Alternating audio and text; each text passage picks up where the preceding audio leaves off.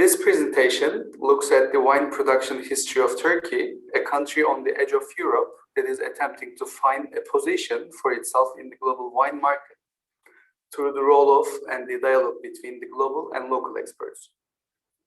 Wine has long constituted a national and nationalist project for the Republic of Turkey, especially during the early years of its establishment in 1923. Back then, augmenting and improving wine production started with state support for grape cultivation as the backbone of agricultural policies. On the one hand, the state provided incentives for private wineries and put forward precautions to protect the future of both winemaking, viniculture, and grape cultivation, viticulture. On the other hand, the knowledge of experts coming from various countries was utilized for determining the best grape varietals for the various regions of Turkey. At that time, the knowledge of foreign experts was integral in restructuring a system of viniculture and viticulture for the newly established republic and its newly configured population. Though wine has been produced on land of what is today Turkey for several millennia, it's the region where the grapes were domesticated, the birthplace of Vitis vinifera. In the beginning of the 20th century, a fall in production occurred due to the upheavals that impacted the lives of non-Muslim minorities who have historically been responsible for grape cultivation and wine production. The Armenian Genocide, 1915, mass migration following the population exchange between Turkey and Greece, 1923 and 24. The Jewish pogrom, 1934, immensely transformed the population and production landscape of Anatolia. In line with all these, the knowledge of foreign experts was used in order to re-stabilize the wine, primarily through industrial production that prioritizes quantity. Jumping forward to the mid-1990s and early 2000s, expert knowledge is now active in shaping another mode of production, post-industrialism. A locally sourced, small-scale, and quality-oriented way of producing that develops a holistic approach from moving from the cultivation of the main ingredients until the completion of the final product. In chocolate production, it's from tree to bar. In wine, from vineyard to glass. With the rise in post-industrial production, which can be read as the quality turn, the cultivation and production have become more reciprocal than ever. In order to produce the high-quality wine and to be competitive in the global market, most of the owners of post-industrial wineries have been collaborating with world-renowned viniculture and viticulture consultants. To understand how globalization functions in post-industrialism, I argue that the position of these international consultants is significant to question. In this way, it would be possible to understand the social, political, and economic power at play, not only for the consultants, but for the winery owners who are economically and socially able to recruit these experts. What do these experts do in a winery? It's worth closely looking at the job description of experts while the production sphere is in a transition from quantity to quality.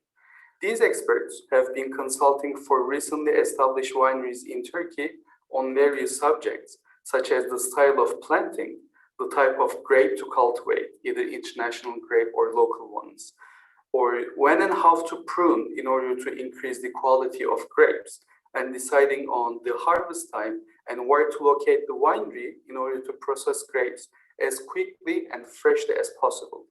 In other words, with the increase in post-industrial production, experts have started to act as the source of new methods and strategies and the leading and determining figures both in viniculture and viticulture in Turkey.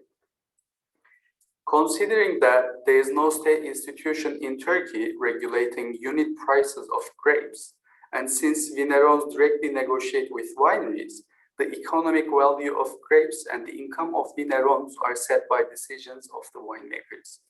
Therefore, there is no doubt that the decisions of the winemakers influence the grape cultivation sphere as well. There is a reciprocal relationship between viticulture and viniculture, which shapes and is being shaped by the active politics of taste. There has been an ongoing tendency among people to uproot the already existing grapes in their vineyards and root noble French varietals since they bring more money.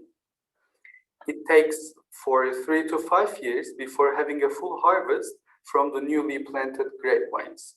Thus, uprooting old vines and replacing them with new ones bring a significant economic loss for vineros. Even so, the transition continues in a pace to affirm what a winery owner once said, quote, "Don't look at their names. Turkey's local grapes are Cabernet and Merlot," end of the quote. I argue that post-industrial productions being new to the country and the influence of global and local actors who want to follow the globally accepted wine taste, especially through their choices of grapes, are significant factors to analyze in order to comprehend the effects of globalism, not only in viticulture, but also viticulture in Turkey. Thus, it's worth questioning the role of international experts while the production sphere is in a transition period, and these experts are the source of the new methods and strategies. However, it's been almost 30 years that the small-scale and quality-oriented wine production takes place in Turkey, and new actors flourish in the market. When the post-industrial production has started in mid-90s, experts coming from other countries were the only or main source of knowledge of such production philosophy. In time, with the increase in the interest of winemaking and drinking, more people from Turkey are acquainted with the necessary information. As there is no institution in Turkey for becoming an enologist, more and more people go abroad to countries such as France, Spain, or the US to obtain their diplomas. So, throughout my observation in various wineries in Turkey, I can boldly state that ideas are not formed and decisions are not taken only by the foreign experts, at least not anymore. Agricultural engineers and enologists from Turkey have started being influential in decision-making processes. In other words, wine-related decisions are taken as the result of negotiations within the actors of the same epistemic community. In order for explaining the production and agriculture-oriented novelties and difficulties that post-industrialism has brought, I argue that interactions between foreign and local experts must be scrutinized.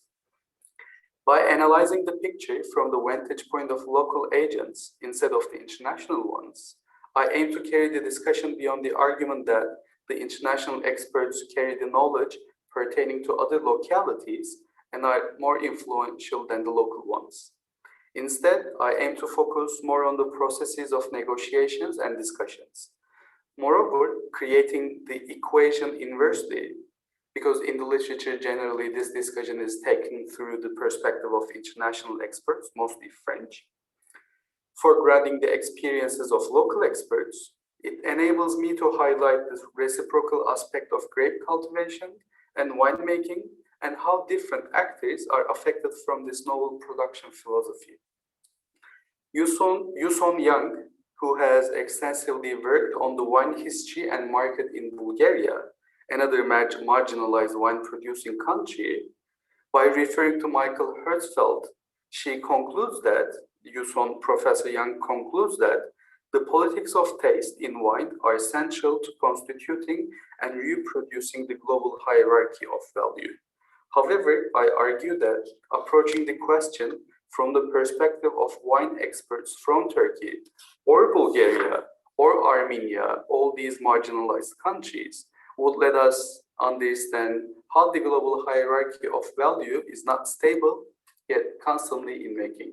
Thank you very much.